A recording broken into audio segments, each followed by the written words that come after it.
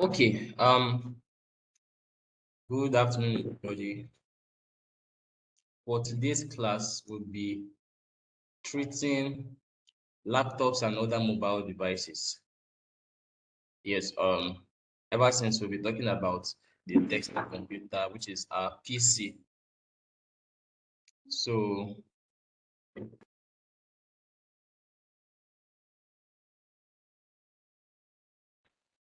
we'll be talking about desktop computers, and now we're going to be dealing with laptops and other mobile devices. When I say other mobile devices, now mobile devices are devices that come in handy, that can be used to move about easily. They are not stationary devices, unlike a um, desktop computer. It's actually a stationary device, so it's not mobile. It sits where you put it. So now this um section, we're going to be treating characteristics of laptops and other mobile devices. We'll be comparing their features, their um, types. Then we're looking at laptop configuration. Then I will talk about the desktop. I'm going to talk about the laptop hardware components and installation of those components and the configuration. Then we'll talk about other mobile device hardware. Then also network connectivity and email. Then we'll talk about the preventive maintenance for laptops and other mobile devices. Then also some other troubleshooting process for laptops and other mobile devices. Remember, we treated troubleshooting on desktop computers. So sometimes it might be similar, but it's quite a little bit different on laptops. So now let's look at characteristics of laptops and other mobile devices. So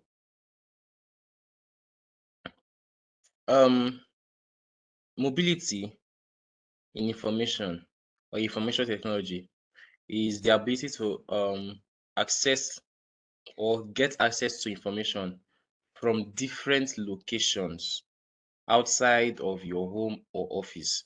So um, your information will become mobile if it's being carried away from the home, then or your workplace. So you can access this information through mobile devices. Let me say you can access information from your office through a mobile device, right from your home or maybe in a school or an eatery or anywhere. So mobile devices have self-contained power, so which means their batteries are actually rechargeable and they're actually generally small and lightweight. Then they do not rely on other connected peripheral devices to operate, unlike the system units. You can't operate the system unit without your mouse, your keyboard, or let me say a monitor that has a touch screen or a monitor itself, without seeing what you're operating. So laptops are portable computers that usually run full version of operating systems such as Microsoft Windows, iOS, or Linux. So Microsoft Windows, actually the normal Windows 8, Windows 10, Windows 11 PCs, laptops that we talked about. Then iOS, when it comes to iOS, talk about Macintosh. So the iOS is actually a Linux operating system. So when you see a MacBook Pro, it actually runs on a Linux operating system. So it runs on Macintosh operating system. So you can either call it an iOS or Linux operating system. So laptops can also have the same computing power memory resources as desktop computers. Now, let me explain this.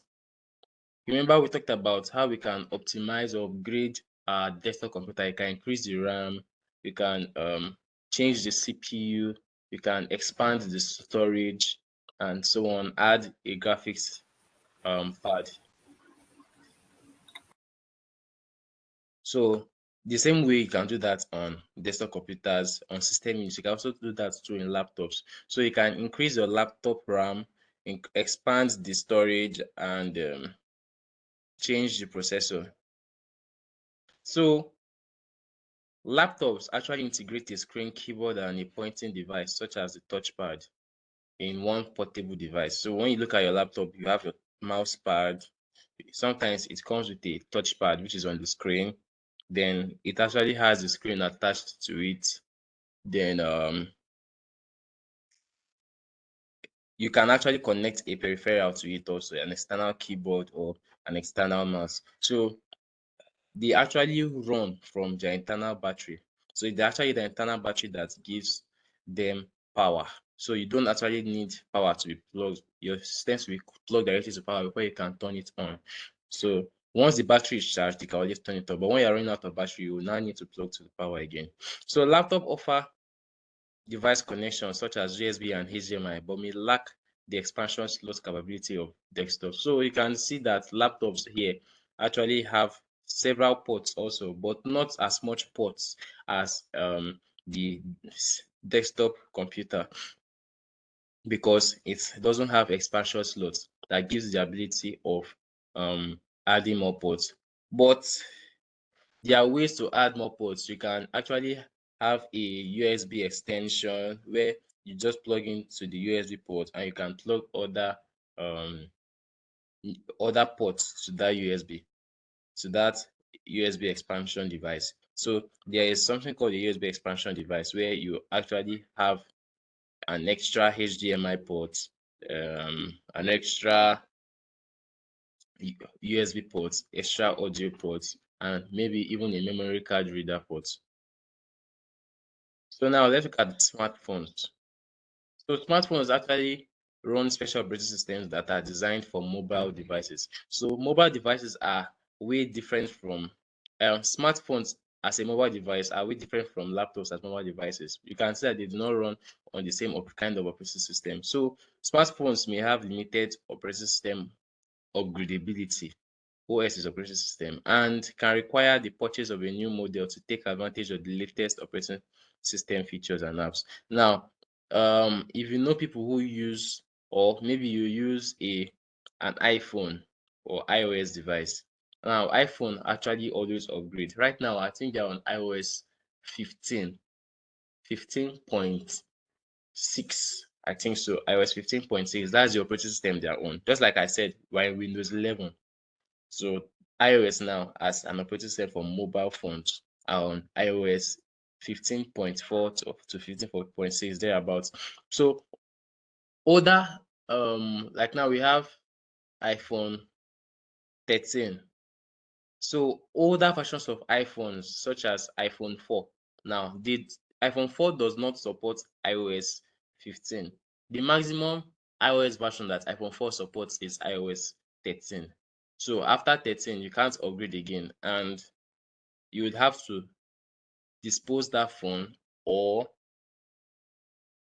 or you have to go back, take it to the manufacturer and exchange it for a new one. So the disadvantage of not being able to upgrade your operating system is that, as for example, I had an old iOS, an iPhone 4. I could not install WhatsApp on it because the WhatsApp now was no longer compatible with that operating system, which is iOS 13 that was running on that iPhone. So software for smartphones are usually limited to app stores, to apps that can be downloaded from stores such as Google Play or the App Store. So Google Play actually an application for downloading more applications on Android devices. So mobile phones have two different operating systems, which is the Android operating system and the iOS operating system. So also, there was a time when Microsoft was producing mobile phones, and these mobile phones could run on Windows operating system, but this Windows operating system were meant for mobile phones only. So other data connections include Bluetooth and Wi-Fi.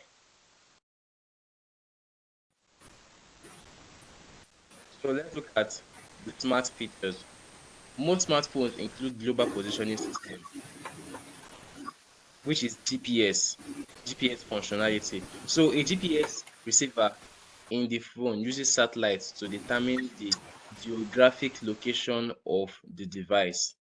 So this GPS now is actually what helps you to locate your phone or helps people to pinpoint the location of their phones. So for example, if your mobile phone is lost and the GPS is turned on, you can actually search for your mobile phone on the internet and you'll be able to find it.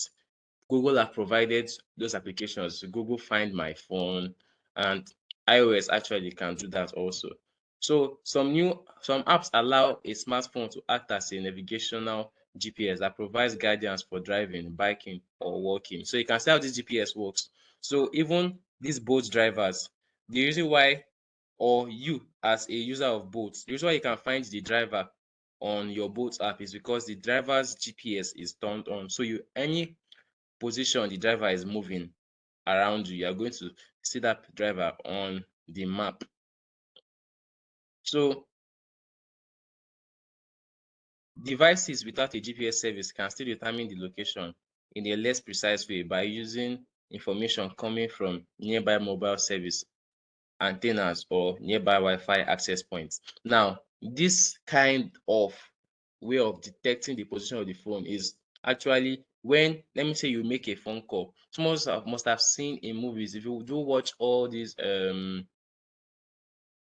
crime movies, when, let me say, they tap into the network to find out a call, so they'll just immediately start tracking the call. What they are actually doing is from the um MTN or network towers, they are trying to detect the distance at which that call is coming in, the angle where that call is coming in from, and the position that call is coming in from, the location that call is coming from. So in that way, they'll be able to detect where that mobile device is, even if the mobile device does not have a GPS functionality. So smartphones also will have the ability to tether. So tether is actually the ability to share.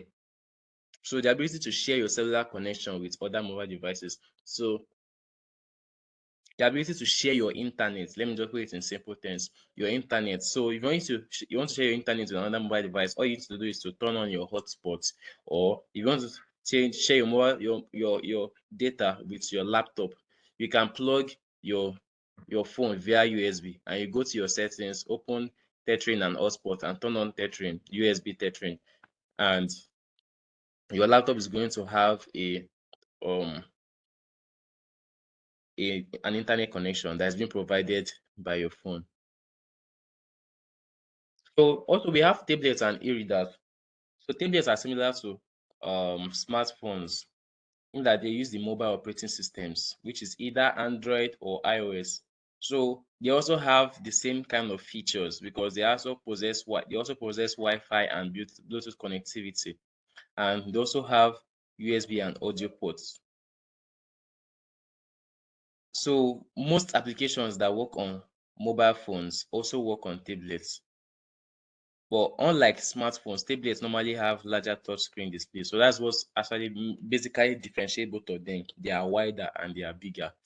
Sometimes they might even have higher capacities. So even the way you have different capacities for laptops or system units, you see 4 gig RAM, 8 gig RAM, processor speed of 2 point something gigahertz. So the same way, or Windows operating system, Windows 10, Windows 11 operating system. The same way on mobile devices, we have all these specifications also. So you can buy a phone of 4 gig RAM, 6 gig RAM. They have even phones of 8 gig RAM.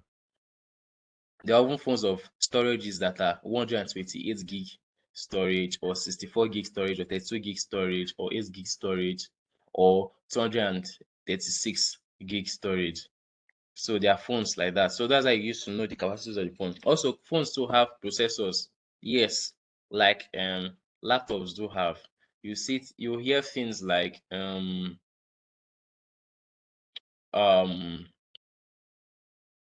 I'm trying to remember this name now.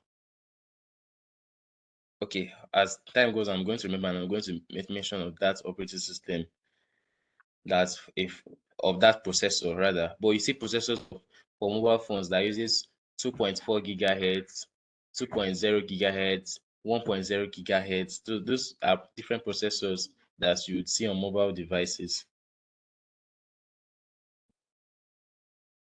So e-readers such as Amazon Kindle are special purpose devices with black and white displays that have been optimized for reading text. So they are e-readers that looks like tablets. So these ones are just like Amazon Kindle is just specialized for reading. So the only thing you would see there is actually books, more books that you can download, not actually used for doing phone calls or downloading apps and the rest. Although they resemble tablets, they lack many of the features and functions that tablets provide. Like what I said earlier, many have touch display and make it easy to turn pages, change settings, and access ebooks online. Just like I said, for connectivity, some offer free cellular data connections for downloading books from a specific store, but most rely on Wi-Fi. So if reader battery life is usually longer than that of tablets. That's because it processes more. So now let's look at wearables. Wearables are like smartwatches and fitness trackers. So wearables are gadgets or mobile devices that are to be worn on the body or attached to the body. So an example is your smartwatch or your fitness tracker. Smartwatches are different from fitness trackers. Smartwatches might offer the same, provide the same functions as fitness trackers, but fitness trackers do not provide the same functions as smartwatches. So sensors on the smartwatch can gather data about various aspects of the body and use Bluetooth to report this information back to another device, which could be your mobile phone or your smartphone. Some smartwatches can connect directly to a cellular network, utilize GPS location service, provide convenient display for notifications from apps, and store and play music and playlists. So there are smartwatches that actually support SIM cards. I think my sister actually had one before where I had to put a SIM card and a memory card inside a smartwatch and configure WhatsApp in it, and also it also had the abilities of a fitness tracker where you can check your blood pressure, you can count the amount of steps you have walked in a day, you can calculate your calories, you can calculate if you slept very well or not, because it actually has a sensor that is under a sensor that is actually multi-purposed. So fitness trackers are similar to smartwatches but are limited to motion monitoring the body, such as physical activity, sleep, and exercise. So as you can see, fitness trackers do not provide the ability to open applications like WhatsApp, Facebook, or maybe even have a camera. No, fitness trackers do not have cameras, but smartwatches do have cameras and other features. So other wearables include augmented reality and virtual reality. Augmented reality, which is AR, actually gives the user the ability to, would I say, it uses your physical environment to support itself.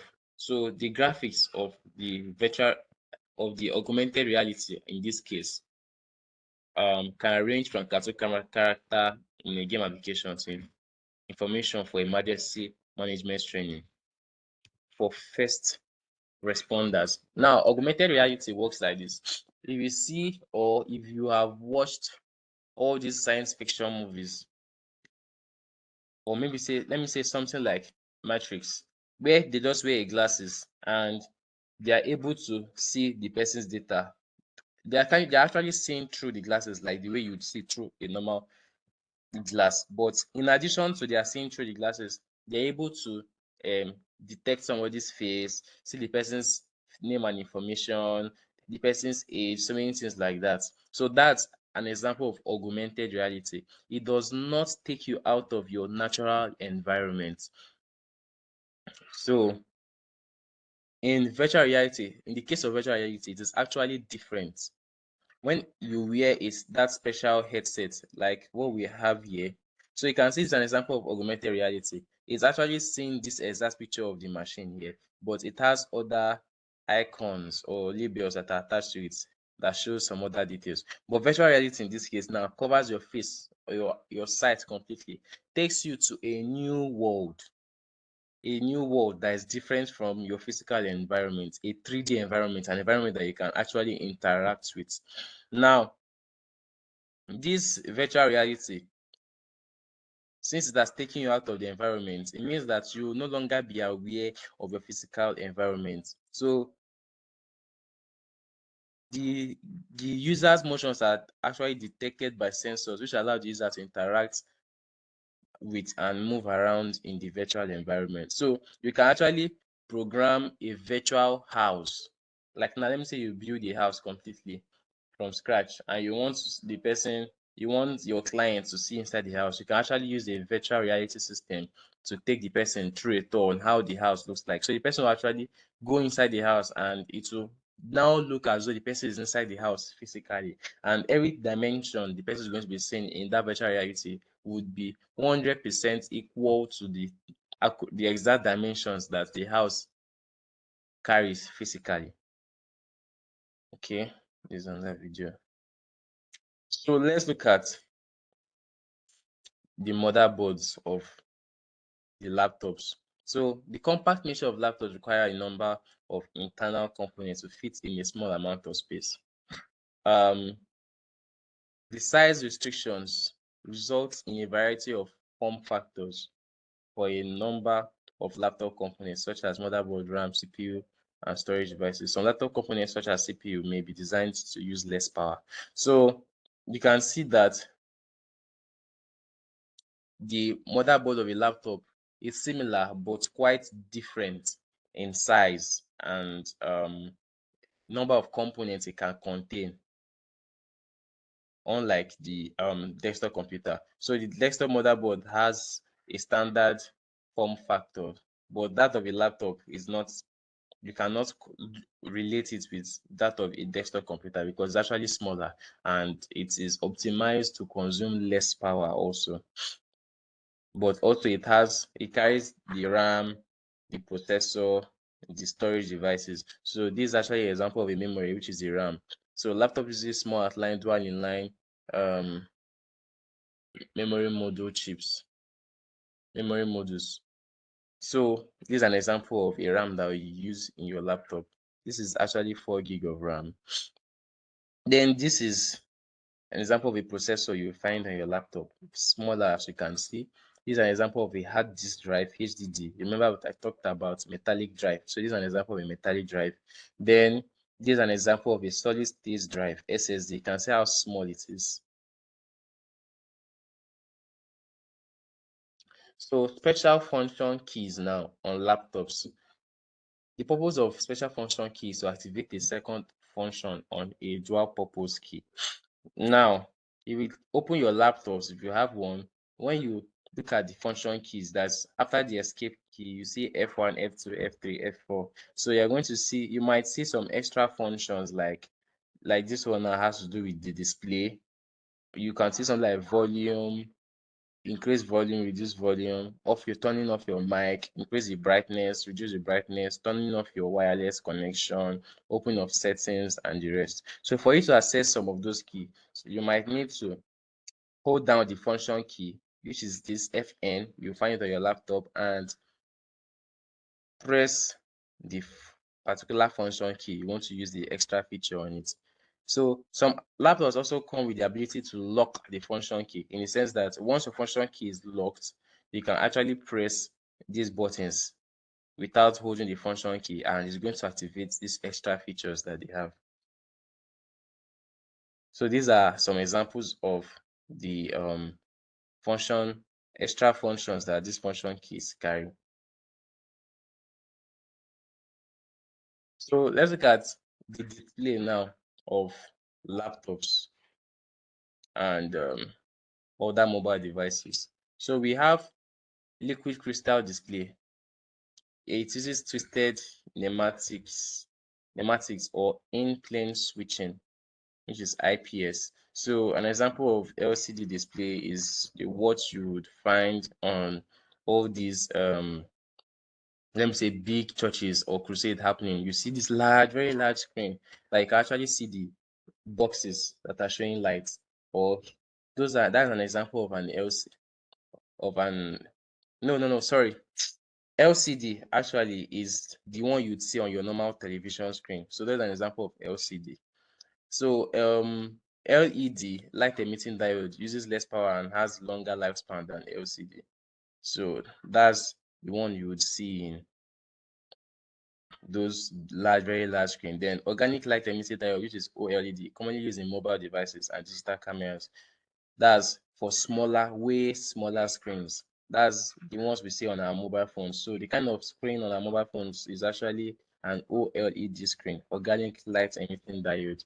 So there's a laptop display features. Some laptops carry display features that's like touch screens, detachable screens. You see some laptops, things like Surface, Microsoft Surface, or where you can detach the screen from the keyboard. Then cut-off switches, which helps you conserve power by turning off the display. So some laptops you can actually set the power button. So once you press it, turn off the display. So once you press it like that, your laptop display is going to lose power and it's going to turn off. In this way, you're going to maximize your battery life. So let's look at backlight and inverters. Two common types of backlights are cold cathode fluorescent lamp, CCFL, light emitting diode, and the display components include backlight and inverters, fluorescent backlight, inverter, LED backlight. So these backlights are things like when you press your power button, that light that shows on your power button, that's an example of a backlight. Then also your screen is still an example of a backlight.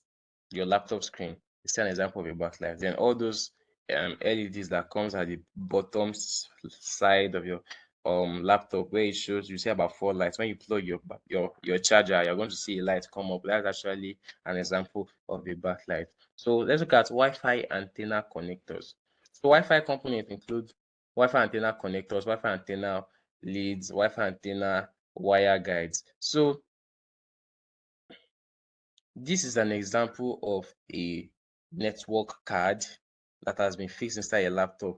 That on a desktop computer is different. It's actually bigger, but on a laptop device, this is actually how it looks like. And this is an example of the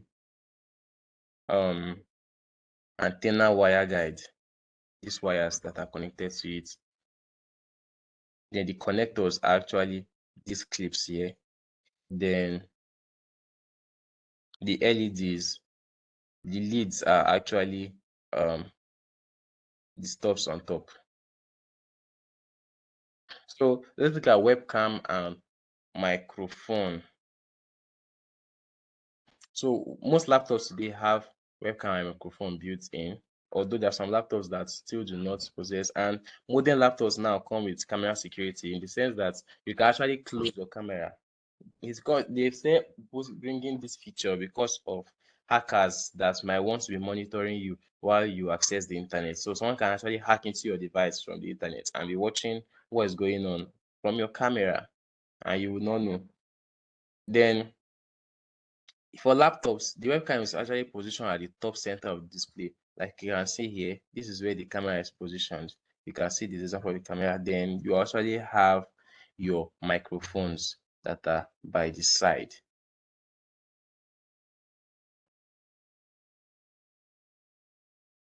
So manufacturers may place the microphone next to the keyboard or on the side of the laptop, which is also good, but most times your microphone is always at the beside the camera.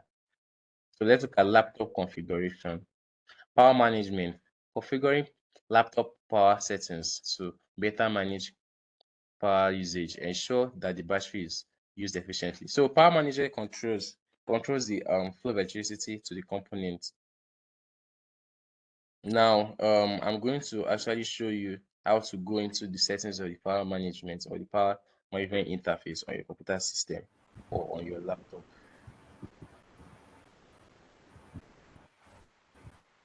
You can actually do this from your BIOS, which I can't access now because if I wanted to open my BIOS, I'm going to have to power off my system and this class is going to end. But nonetheless, most laptops, if you want to open up your BIOS, when you power on your laptop, you're going to see maybe something like press F key, F1 or F2 to open the BIOS menu. Some might say press enter to open the BIOS menu. Some might say press escape. Some might say press F10. Some might say press F11. So this is actually your UEFI BIOS interface where you can actually come to the power and see the power management here. So you can manipulate any of these settings. So I'm going to also show you other ways of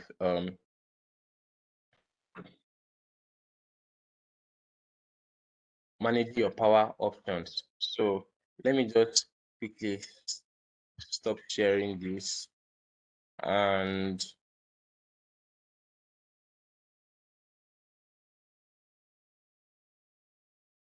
I'm going to share my entire screen.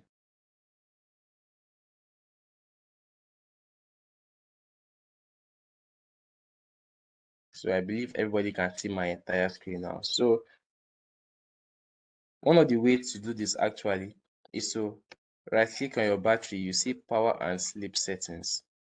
It might look differently on your Windows 10 laptop or Windows 8 laptop. So right now on Windows 10 laptop, so you can see where I can actually turn on my battery saver, see power consumption and carbon emission. That's actually a web browser. Let me close this. So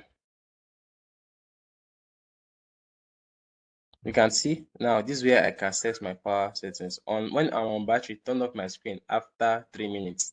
So if I leave my screen without doing anything after 3 minutes, my screen is going to turn off. But when my laptop is plugged into power, my screen is going to turn off after 1 hour. But when I'm on battery now also, my laptop is going to go to sleep after 10 minutes.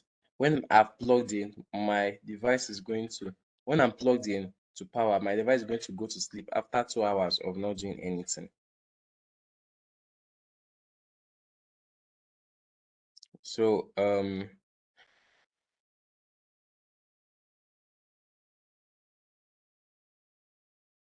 going to click on change power mode.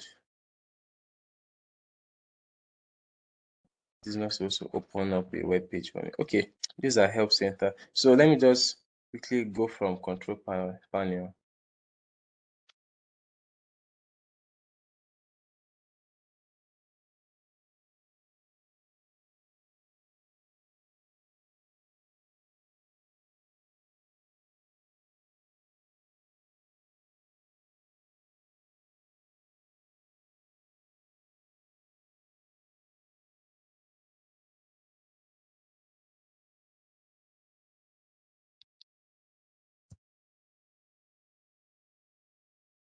So I'm going to come to power options in the control panel. So I can choose I can change my plan settings, which I've already done. I showed you how to do here. You can see the same thing I actually had here.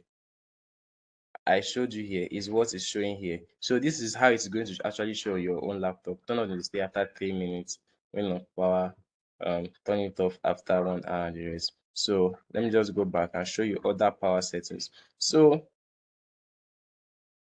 choose what the power button do. So when I press the power button of my device, I chose when I'm on battery, turn off the display. When I'm logged in, it will go to sleep. Then when I press the sleep button, some laptops actually have sleep buttons. Not all laptops have. My laptop now currently doesn't have a sleep button. When I close the lid, when I close the screen of my laptop, that's what it means. When I close the lid, um, it's just I can either once I'm on battery, my laptop is going to sleep, and once I'm plugged in, it's going to do nothing.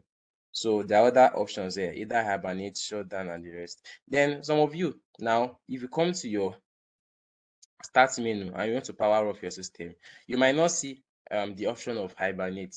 That's because Hibernate is not actually ticked here. So if I click on change settings that are not available, you can see if I uncheck Hibernate and I click on save changes. So let's see whether Hibernate is available for me now. So you're going to see that I no longer have Hibernate here. So some of our laptops, you just see things like restart, shutdown, sleep. So what hibernation does, although this is not supposed to be part of this class, is that it saves the state of your computer system and shuts down your computer. So after your computer has shut down, when you turn it on back, if I should hibernate my system right now as it is like this, when I power it on back, my laptop is going to continue from this place. So every of my app will still be open. So let me just add that back because most times I usually hibernate my laptop. So that's that. So now let's look at the Bluetooth.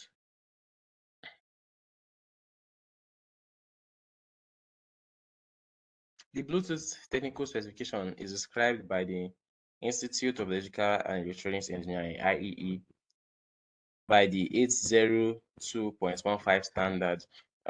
Check the video I sent on the platform earlier. I just sent a video on networking. You can listen to that video on in our free time. So I talked about some different standards that networking use. So for you to be able to connect with devices via Bluetooth, this is the standard that Bluetooth operates in. So Bluetooth devices are capable of handling voice, music, and video data. So you can actually send videos via YouTube. You can send music, audio, which is audio via um, Bluetooth. I can also send files and other kinds of data via Bluetooth. So Bluetooth actually has a range of 33 feet. So depending on the Bluetooth version that your device supports, there's Bluetooth 2.0, Bluetooth 3.0, and I think Bluetooth 1.0. So those are all of them have different maximum distance. So the highest currently is 33 feet. So Bluetooth actually has a security standard which allows you to pair your device. For example, so when you want to pair to when you want to connect to a device for the first time, your Bluetooth would ask you to pair, and for you to pair, it will now ask for a PIN. It's going to show you a number. If it tallies with the number the person is saying there, so you're not going to press OK, and the pairing is not going to be complete. So that paired device now will now be added to the known it's now be part of the known devices that your Bluetooth has. So you see other Bluetooth devices, connected Bluetooth devices. So Bluetooth and laptop connections. So Windows activates connections to Bluetooth devices by default. If the connection is not active, look for a switch on the front face or on the side of the laptop. So some laptops actually have their wireless connection button by the right, just something like a button or something like that. Some of them might just have it on top. So once you have to ensure that button is on for you to be able to use your Bluetooth. So um I'll show you where my Bluetooth is. So I can actually access my Bluetooth here. You can see this. So I can actually search for Bluetooth devices, but my Bluetooth is off. So once I turn it on, so you can see your devices. So these are actually devices that I've connected to. So all the devices I've ever connected to with my laptop, they are going to show here. So if I wanted to connect my Bluetooth speaker, once I turn it on, I'm just going to click on it and it's going to connect automatically because it already recognizes that device. So if I wanted to connect a new device, I have to come and click on new device here, or it's going to show me new devices. So I can open more Bluetooth settings right here. And if I wanted to initiate a new connection with a new device, let me say I want to connect somebody's phone to the Bluetooth of my laptop. I'll just go to click on add a device. You can see and click on Bluetooth. So that person's device is going to show here. Once it shows here, I'll just select the device and it will not ask me to pair. The person's device too is going to ask me to pair, and I'll just click on OK and it's going to pair. So that's about Bluetooth. Okay, I just showed us that now. So looking at the cellular now, let me see if I can connect with my phone so I can quickly show us this I can actually demonstrate this for us.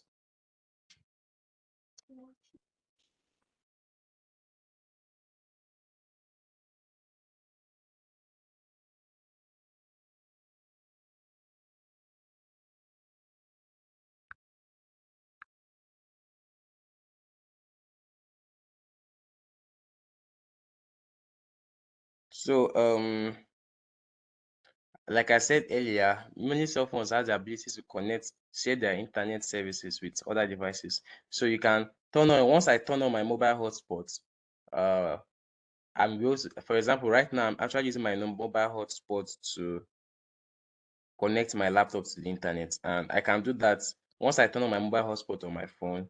You can see my mobile hotspot here. This is it. It's selected. Let me. Okay. So you can see my mobile phone hotspot is selected here. I'm going to. So these are actually the different Wi-Fi or network cards that are available on laptops. Like I showed you, this was the example of the one I showed you that time, PCI Express Micro. So that smaller devices might make use of this one. Larger devices might also make use of this one. So let me see the laptop hardware and component installation and configuration. So for the laptop hardware, we talk about the expansion cards. So this is actually an interface that collects smart card reader, compact flash reader, and 1.8-inch disk drive. So you can actually plug in a disk drive like this in your computer system. Not in modern computers now, no longer come with this kind of expansion cards, and even this one safe. So these are just ways of connecting, let me say, a TV tuner, Firewire, or wireless network card to network interface card to your laptop. So some laptops might not come with a network interface card. So for you to connect those kind of laptops to the internet, you might need to connect this express card to it. That's if it has the slot. I think my laptop here, okay, it doesn't have it.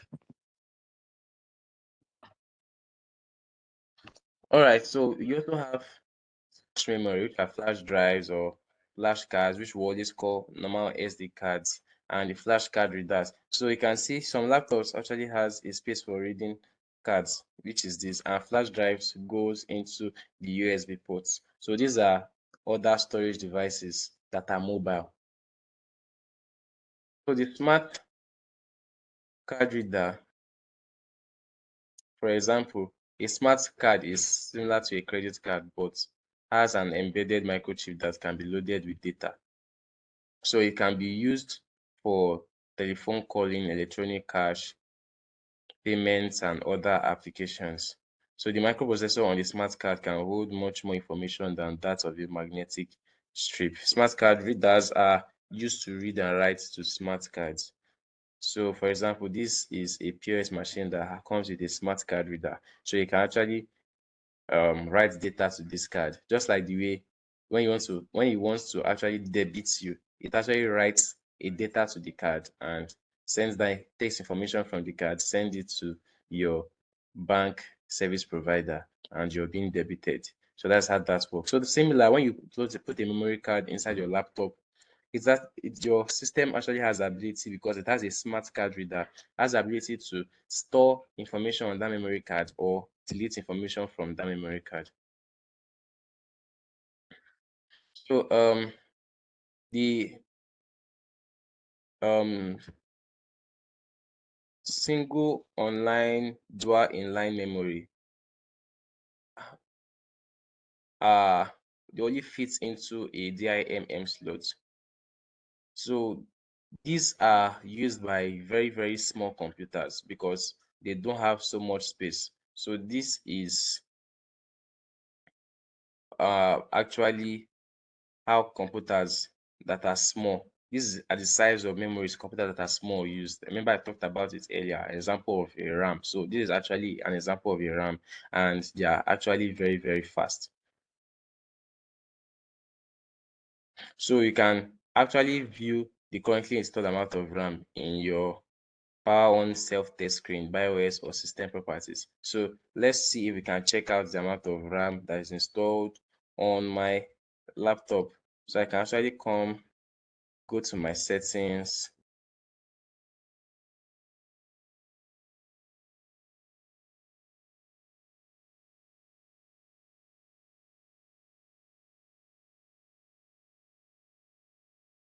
and I'm going to search for about, which is where it is. So you can see installed RAM here, 16 gig of RAM. And I have 15.9 usable, in the sense that 0.1 gig is just reserved for system use.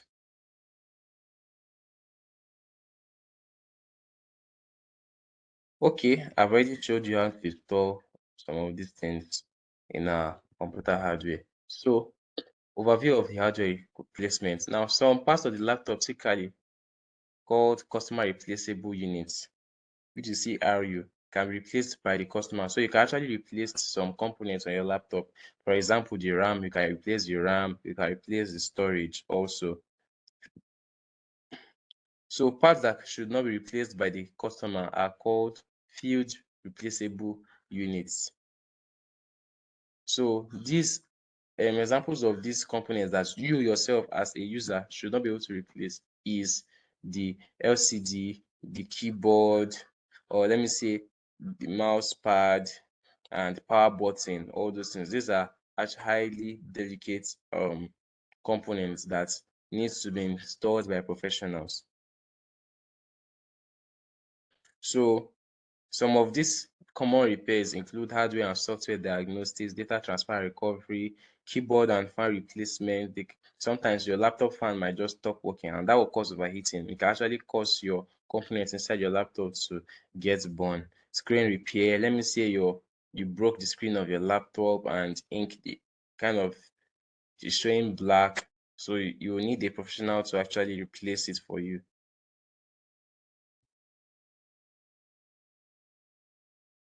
So let's look at power. There are some signs that your battery may need to be replaced. So for you to find out, sometimes laptops have the ability to um, show you if the battery is bad. Sometimes you might see an indication right here that battery not charging. So you can see this one now, 28% remaining, battery saver on, 30 minutes remaining. So some laptops will just say, let me say my power is plugged in now, you see something like battery not charging. So that's an example or a way you can know if you need to replace your battery. Then another way you can know if you need to replace your battery is when you're turning on your computer, you see something called a system battery alert. So just before it's on after you press enter to resume startup, you see something like system battery alert. You need to replace your computer's battery. So that's an information that your laptop is giving you because your laptop battery is now deficient.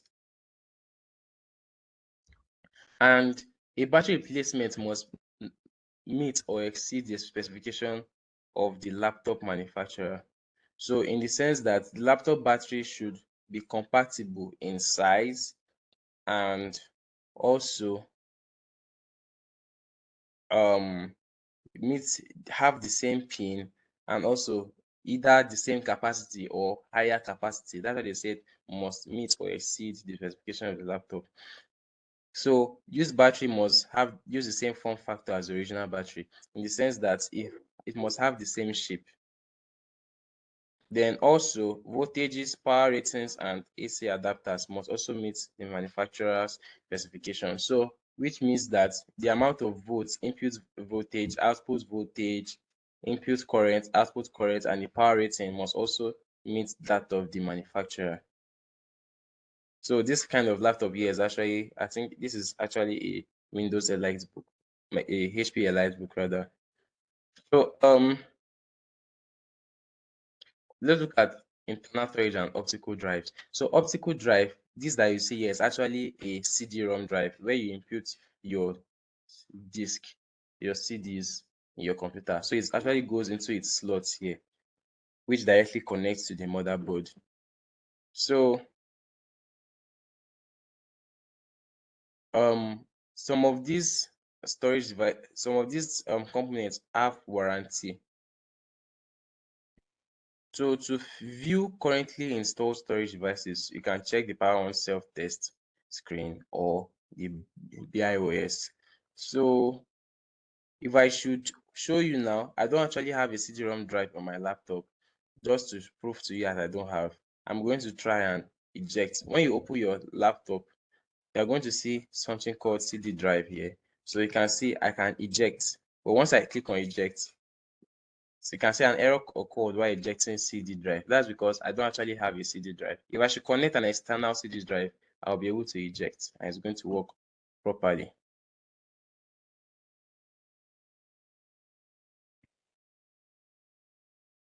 Other mobile devices or hardware. So cell phones contains one or more of these field replaceable parts. So example is your memory card and your SIM cards. So those are actually the common things you can change on your mobile device. You cannot change your screen by yourself. You cannot change your buttons by yourself. This you require technicians. You cannot change your touchpad by yourself. So your touchpad is actually what gives you the ability to touch the screen of your phone. Some mobile phones, the touchpad is embedded on the screen, while some of them, the touchpad can be separated from their screens. So when your phone falls, sometimes it could just be the touchpad that goes bad. Sometimes it could be both of them. So other wired connectivity, this is actually a way of connecting your mobile device to your computer system. So example is a mini USB cable. I know I talked about this during the first class. Um, so it's used to connect mobile devices to electrical outlet charger. Then you have a USB type, USB-C cable and ports. USB type C actually looks like this. Then a micro USB looks like this. Then we have a lightning cable which is used by the iOS and it looks like this. Then proprietary cables and ports. This is actually used by older iPhones like iPhone 4 and below.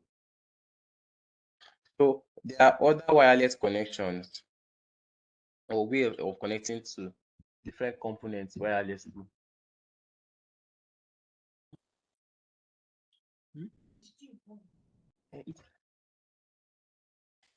Which is near field communication, NFC. I know I talked about this earlier. Then infrared.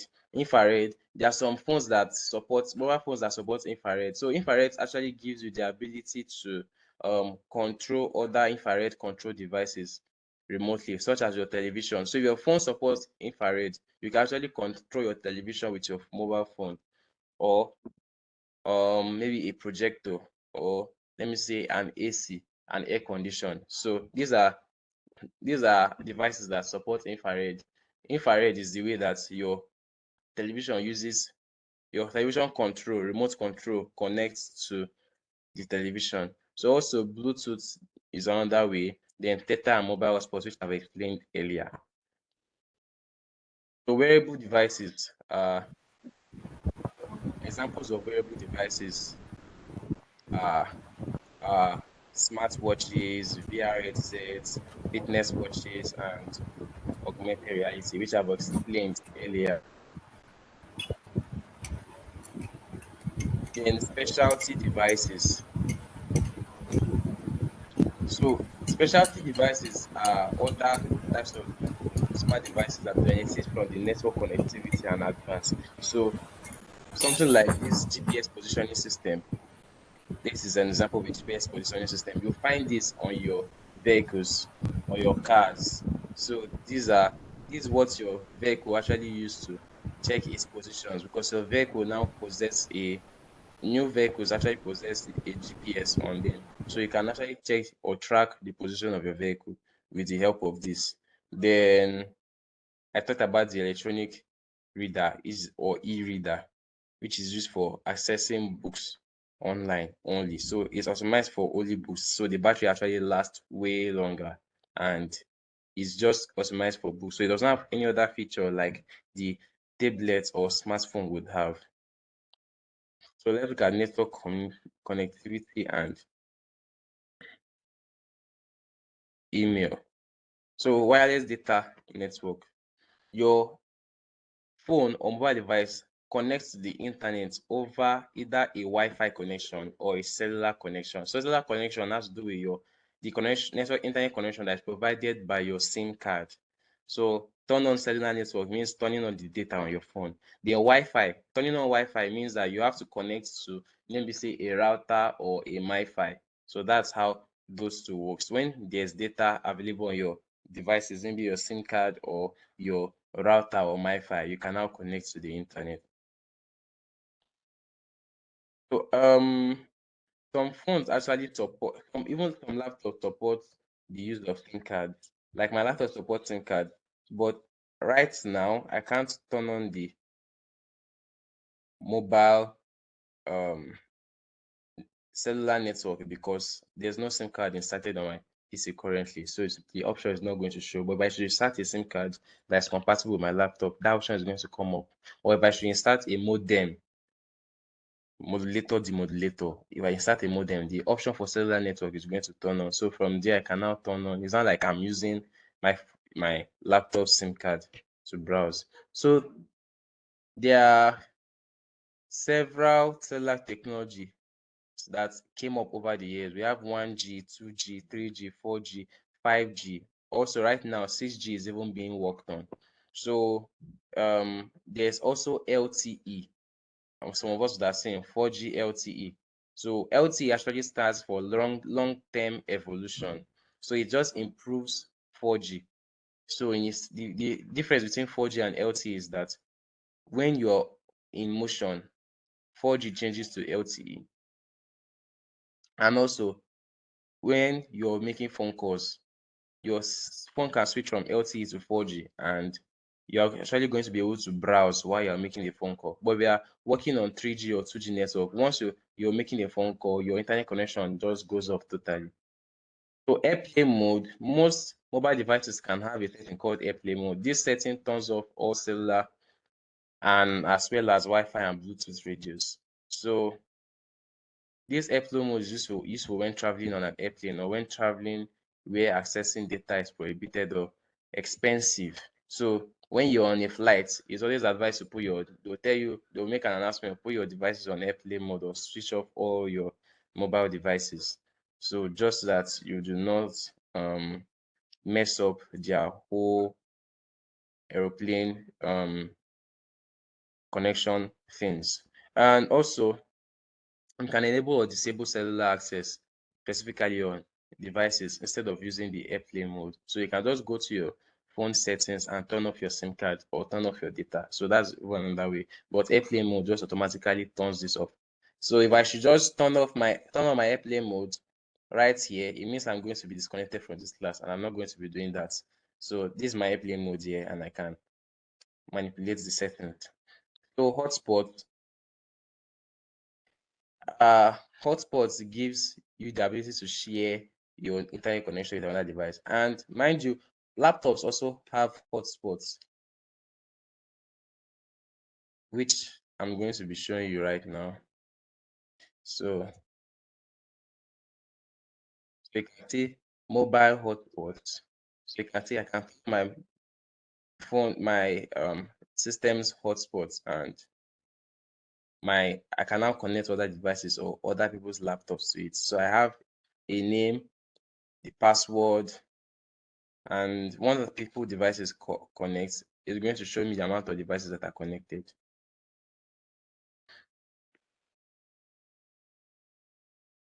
So Bluetooth for mobile devices. So you can use your Bluetooth to connect to wireless speaker, your headphones, your external keyboard, the external mouse, or let me say a wireless gaming controller like a PS4 controller or PS3 controller, or let me say a PC, wireless PC controller. So this uses Bluetooth to connect to the computer system.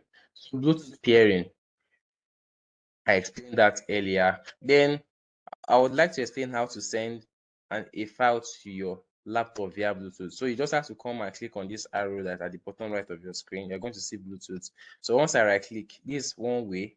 I can just add a Bluetooth device. But if I want to receive a file, I just click on receive a file. Once I receive a file, I can just send a file from another device via Bluetooth to my computer system, and my system is going to receive it. Let me see if I can quickly do that.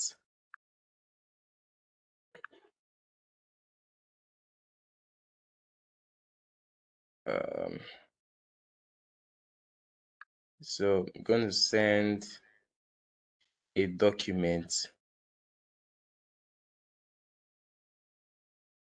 So I'm sharing a document right now to my laptop. So on my phone. So now my laptop is to see the device, the document right now. So you can see receiving from Galaxy A02s. So my laptop is receiving it. And after it has received it, I can choose where to save it by clicking on browse. But right now it's going to be in my documents. From my documents, I go to use and look at the name. The name is CAS 2023 PDF. So once I click on finish, it's going to go to that location. You must click on finish. If you don't click on finish, I'm not going to see it. So I can go to my documents and go to Bluetooth. And I'm going to show you CAS 2023. This is it, PDF that was sent.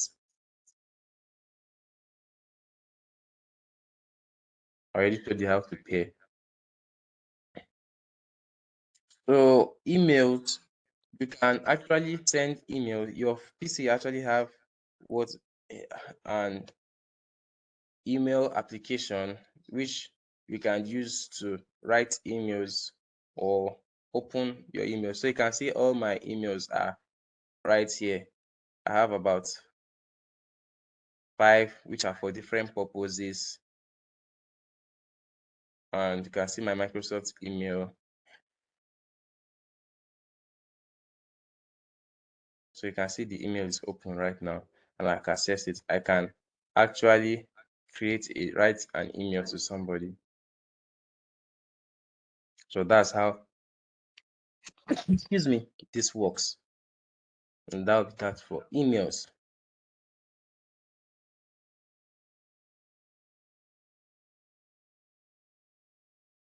So I'm trying my phone to explain this.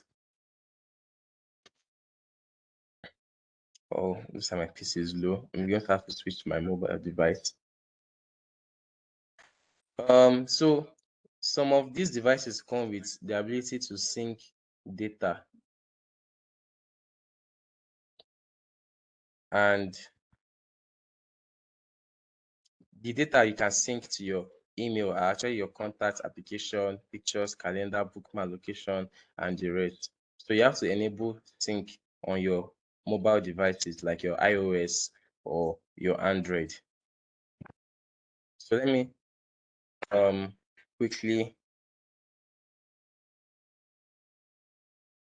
switch to my mobile device. So I'm going to be pausing temporarily.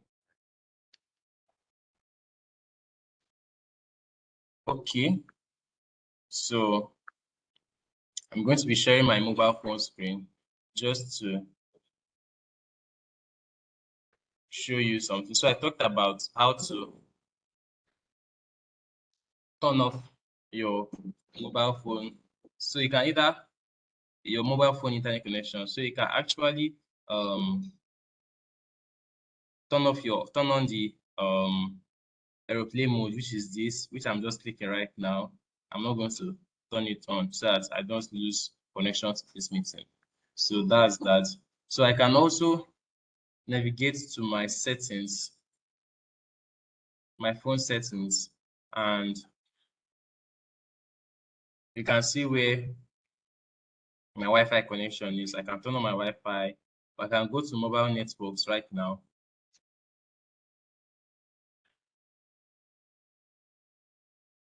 You can see where I can manipulate my network types, LTE, 3G, and the rest. Then you can see mobile hotspot and tethering. So my mobile hotspot is actually on. If I actually plug my USB to my phone and plug it to my laptop, I'll be able to enable USB tethering. And that will give my laptop internet access.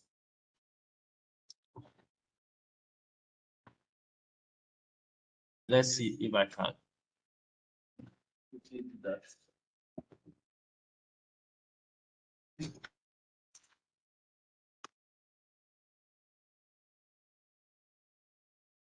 So right now I'm trying to connect my mobile phone to my PC to see if that option will be able to be enabled. So you can see now I've connected my mobile phone to my PC. I can see that USB tethering is now, I can now click on it. So once I turn it on,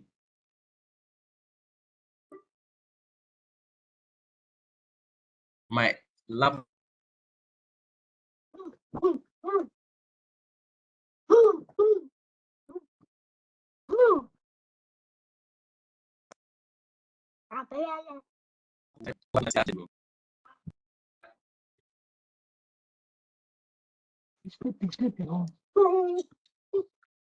Conosci ho detto All right.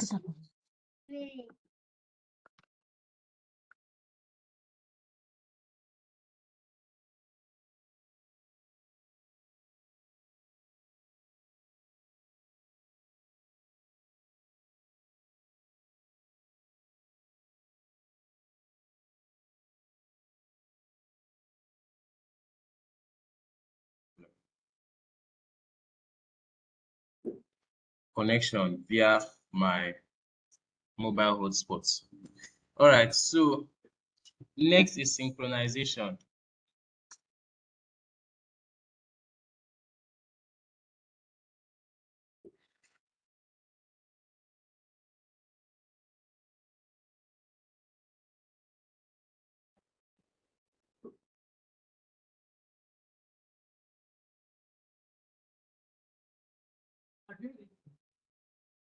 Yes.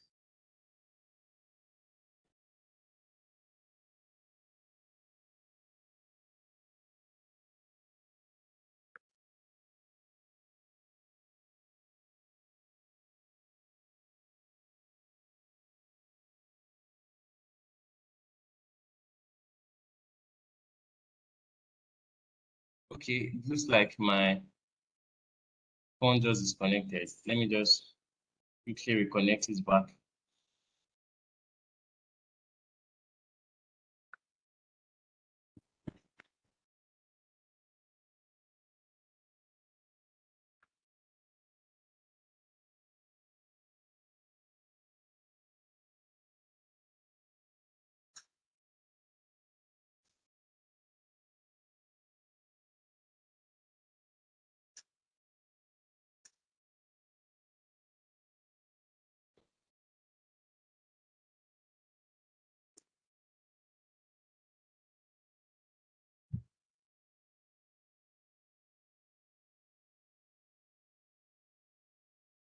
So this is where you find the ability to sync your data. So let me just stop presenting my phone screen so I can move back to my laptop.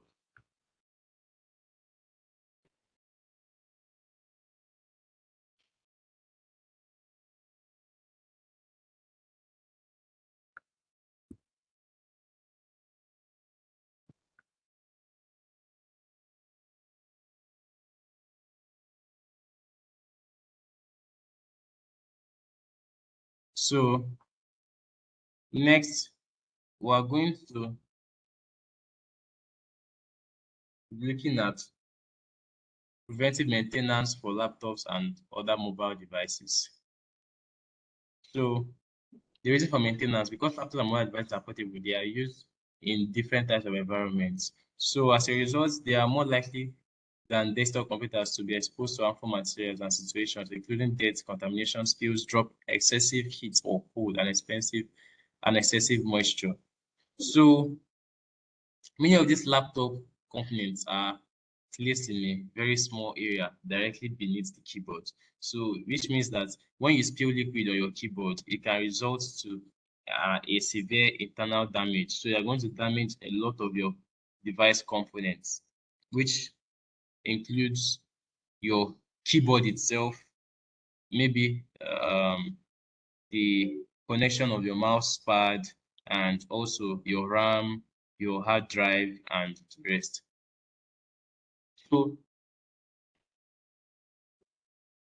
So the preventive maintenance of laptops includes the different things that you should do, the different practices that and procedures in cleaning your laptop. So you have to clean your exterior case. Many of us don't clean our laptops. If you open, some persons open their laptop for you, the kind of dust you see packed inside the keyboards, in fact, you'll be amazed. So you have to clean your laptop, your exterior, even outside the case.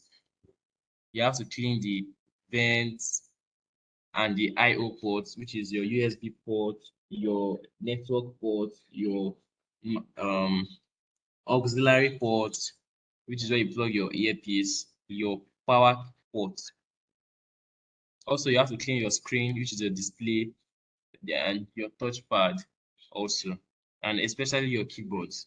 So you have to avoid always taking things like drinks or things that have particles, things that are of tiny particles close to your laptop so they do not enter into your keyboard. Not all laptops come with a waterproof keyboard. So when using cleaning a laptop, never use harsh cleaners or solutions that contains ammonia. Ammonia is actually an acid. So mobile devices can be damaged by drops, excessive moisture, and excessive heat or cold. So the touchscreen should be protected using a screen protector. So we buy screen guards for our phones. I know many of us do that. Then also people that use iPhones, your port most times can be dirty. You find out your iPhone charger is no longer fitting into your port or it has become free. That's because there's a lot of dirt that has gathered within the port. It's harder most times for Android users for such things to happen. So you should also be able to clean the ports and even also the ports where you plug your earpiece. You might find out that earpiece are no longer working well on your phone. They can just start shaking. That could be as a result of the ports being dirty. So you might now need something like an office pin to just pick out the dirt that are inside the ports. So basic troubleshooting processes for laptop and other mobile devices. So just like we have for our desktop computer, identify the problem, establish a theory of probable cause, test the theory to determine the cause, establish a plan of action to solve the problem and implement the solution. So step 5 says verify full system functionality. That's you have to check if everything is working fine after you have fixed the problem.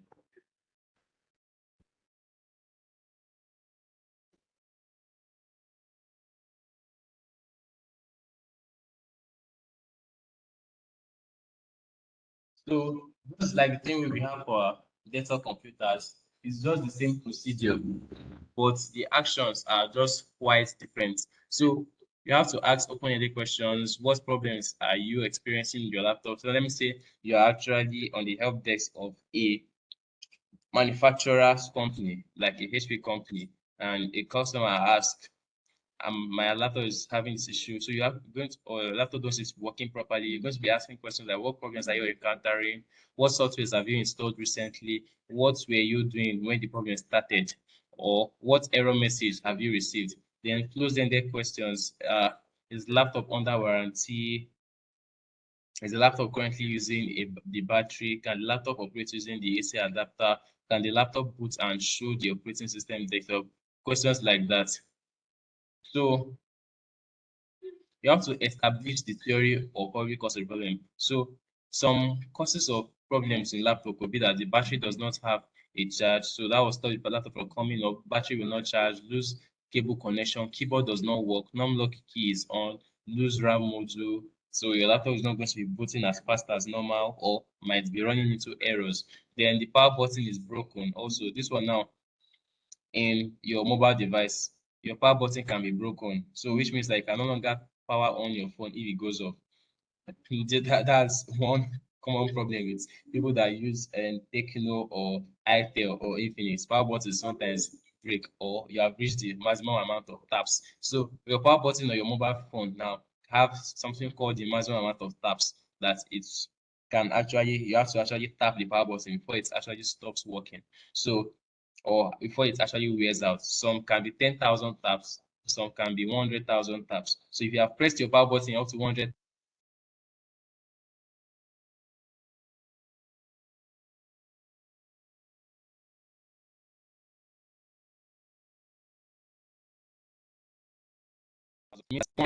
button my line work. Then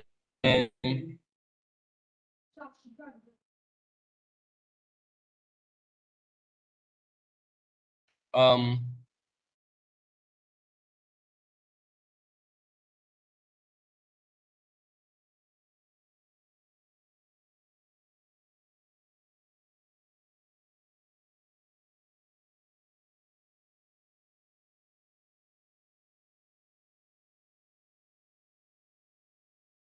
practice could be to reboot your mobile device, browse the internet using the Wi-Fi to check if the Wi-Fi is working properly, browse the internet using 4G, 3G, or other carrier network type. So you have to make a phone call to test if everything is working all right. Then also send a text message and open different types of apps to see if everything will be working properly. Then operate the mobile device using only the battery to see how long the battery might last. So after you have done this, you have to document every of your findings and just for reference purposes. So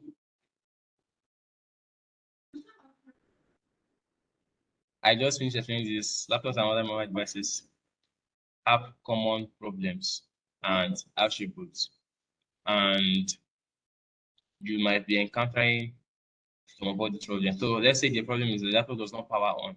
It means that either the laptop is not plugged in or the battery is not charged or battery is refusing to hold charge. So that means the solution should be that you should replace the battery if the battery is no longer holding charges. Then, or if the battery is not charged, you have to remove and reinstall the battery. Then plug it into power. Then if the laptop is not plugged in, you have to plug it in. So let's say the mobile device will not connect to the internet. One of the problems it could be that the Wi-Fi is not available. So for the Wi-Fi not to be available, what you can do is to move to within the boundaries of a Wi-Fi network. So it means that you just find your phone. I can't see the Wi-Fi they are connected. So you have to go closer to the Wi-Fi most times so that you can find the Wi-Fi on your available Wi-Fi connections to your mobile phone.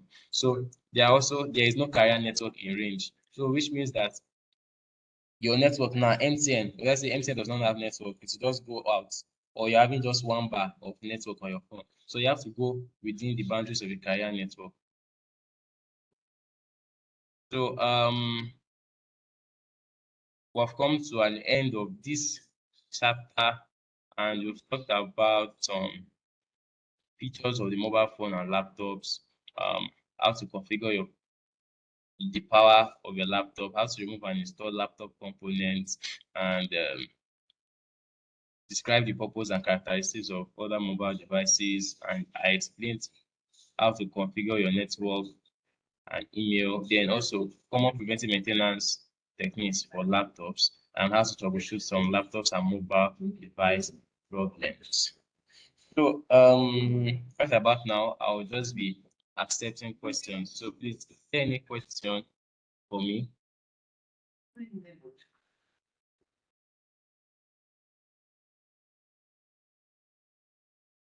I have a question. Okay, ma, please go ahead. Can you please explain this ability to sync data? I didn't get it at all because I wanted to work on it after this class, but I didn't get the explanation at all.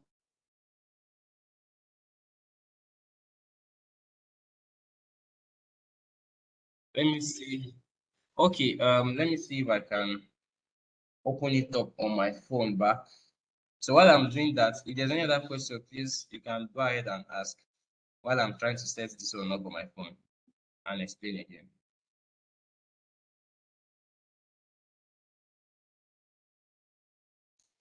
Any other questions for me?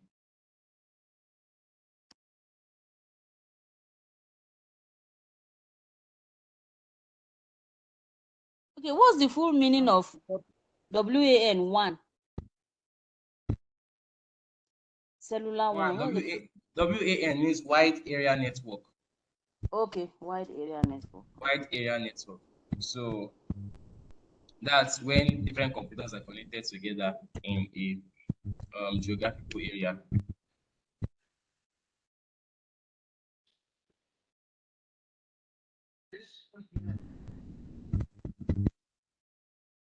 Okay, sir, I have a question. Okay, Mark, please go ahead.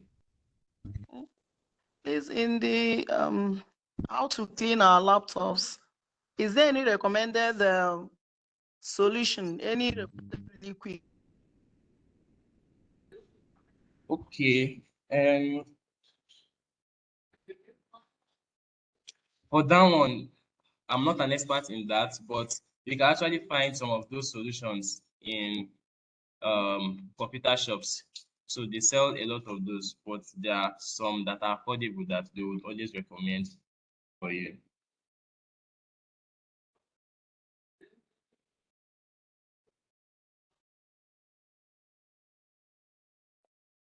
Hello, good afternoon, sir. Yes, I'm listening. Please, I would like to know more about the cellular communication standard. You talked about 1G, 2G, 3G, and the one that is newly introduced is the 4G and 5G. I want to know which range are we operating in Nigeria? Because we always have network issues. And I also want to know the 1G, 2G, 3G, is this still in existence? Are people still using it? Okay. That 1G now could be likened to the GPRS that are older phones used to use them, all those normal Nokia phones to connect to the internet. Then when we were always buying data for 100 naira for 10 MB. So those phones that were using them to browse, those Nokia Symbian, Nokia C1, C2, they're using 1G. Then until those higher Nokia Symbians came up that started using 2G, which were faster. Then Android phones now came out that were using the 2G is the same thing as Edge. So you see something like E on your phone. Sometimes if there's no network, your 4G can change to E. That E sign, that's actually 2G network. So till we increased to 3G, which became faster, then 4G became available, which was far much faster. They have their different download speeds. Then 5G, which is available now, you can see MTN shares 5G sells 5G routers. Also, there are some mobile devices that support 5G. If you go and purchase a Redmi Note 11 Pro, the one not the one made for Nigeria, not the universal version, the Chinese version, it actually supports 5G network. Then we have 6G, which is still coming up, but it's not in Nigeria for now. Okay. Why I ask this question is because I watched a documentary, the Chinese that they are operating on 5G, their network is very fast, Yes. you know. But here in Nigeria, it still baffles me. Like during the cash crunch, you go to a bank, they'll say their systems are down. So if network in a bank is down, so how will others, even to make transfer, you make transfer, they said they didn't see that is not, they've not gotten alert. But in your own phone, they've debited you. So I want to know, are we running on that 5G presently? Because the network is poor here. Yes, because we are not fully running on 5G networks in Nigeria. It's still in progress. And also, the reason we have all this experience in our banks is because of the kind of systems they are using, the kind of servers they are using. You won't find or easily find such problems overseas because they're using more quality systems. Remember, I talked about in this, okay, I don't think I've talked about that before. In this course, we are going to be talking about virtualization and cloud computing. So it's through the help of virtualization and cloud computing that banks used to access information about our bank data, transactions, and all those things. So when you actually send money from your phone, it actually goes to central bank first. The central bank processes the transaction and it goes to destination account. So sometimes those transactions might be on a queue. When I say on a queue, you actually, when you send messages on WhatsApp, let me say you send like 5 messages. Those 5 messages, they will not come at once. They come one after the other if the network is slow. So transactions go one after the other, so they might still be on a queue and be on hold in banks. Then sometimes banks can banks can be attacked by these cyber attackers. So they might be attempting to steal some of our data.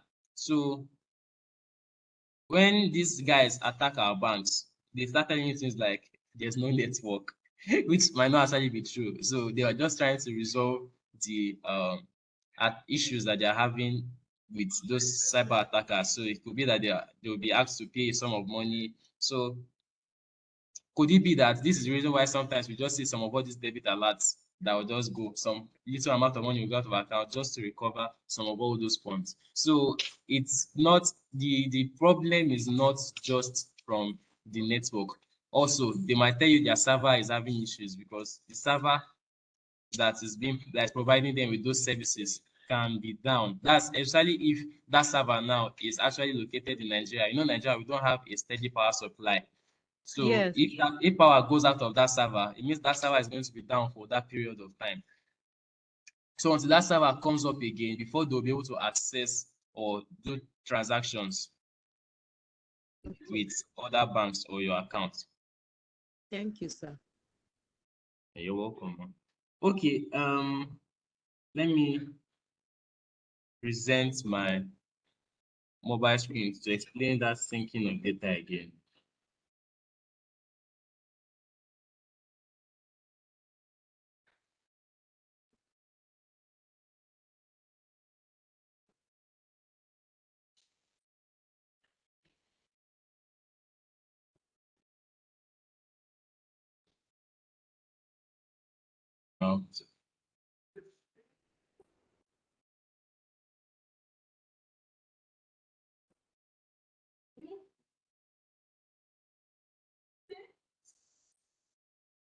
So actually, back to synchronizing of data. This has to do with backing up your data also. Let me go to my account.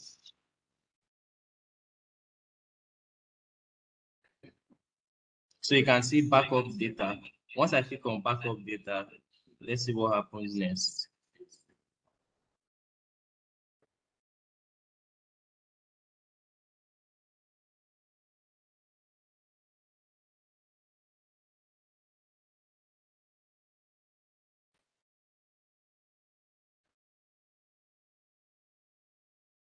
So you can see the list of files, things I can back up, apps, my settings, my calendar. So that's has to do with backing up. So which, if I should back up all these things, if I should have a new Samsung device, I can actually have all the files I have on this phone on that phone. Now, let me talk about synchronization. Let me see if I can explain that with calendar.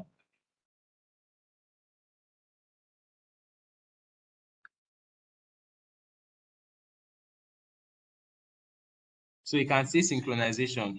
So synchronization actually helps to align all your settings, your documents, maybe your calendar schedules to all across all your devices. So if I should make any settings on my laptop, for example, remember I have the same emails I have on my phone, I have them on my laptop. So if I should create an event on my laptop, for example, it's going to actually show here. So sometimes it might not show. What I need to come and do again is to click on sync now. And you can see syncing calendars happens. And so it's going to update all of my calendar schedules. So you can see the different schedules I have for different days. So that's all about syncing. So when you sync your data, actually, it means that you have made your data the same across all your devices. That's actually what synchronization does. So for synchronization to happen, most times your data needs to be backed up. Okay. So it's easier, say, for iPhone users because iPhones actually automatically come up with, actually have the feature of automated synchronization. Assuming my iOS device was powered, I would have just quickly showed us that.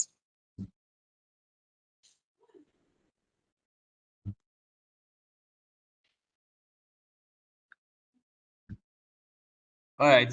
So is there any other question? Oh, Thank you, sir. yes, sir. Okay, please go ahead. Okay, my laptop picks other devices when I on my Bluetooth, but hardly takes mine. Doesn't pair with my phone. I want to know why. I have to every time I on, I have to start affect to pair it with my phone. Okay, it could be that it's no longer storing the paired devices. So you might need to troubleshoot that. I showed us how to troubleshoot the other time. Let me just quickly show us again. So you can troubleshoot your devices. You can go to, let me say, your settings.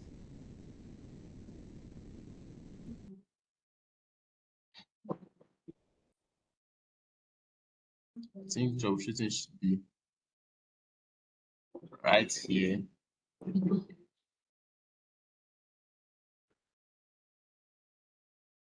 So you can actually run a troubleshoot on your Bluetooth device.